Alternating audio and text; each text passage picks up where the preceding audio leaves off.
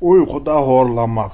Horlama hastalığı genelde nefes yollarının dar olmasından dolayı solunum yollarından, üst solunum yollarından geçerken, havanın dar bir ortamdan geçerken, solunum yollarının dar olmasından dolayı duyuların titreşimli göstermesinden dolayı, tepki göstermesinden dolayı tıpkı bir flüt çalar gibi nefes alıp verirken bazı insanlar aşırı derecede horlar ve uyurken horlamak.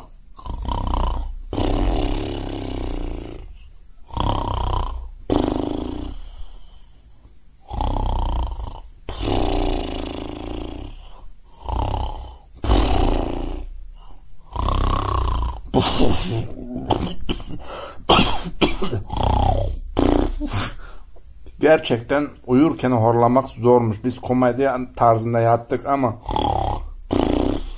gerçekten taklit de olsa uyurken horlamak çok ciddi nefes alıp vermelere zorluğuna sebep olmaktadır. Hırıltılara, korkulu rüya gibi kalkmalara neden olmaktadır. Uyuyan adam hem çevre kirliliği de oluşturmaktadır. Hey orangutan amca, gergedan amca, goril amca derler. Tıpkı evin içinde bir orangutan horları gibi olmaktadır. Mesela gibi. İşte uykuda horlamak gerçekten biz deneme olmaktan maksatıyla da olsa uykuda horlamak ciddi solunum yolları sıkıntılarına sebep olmaktadır.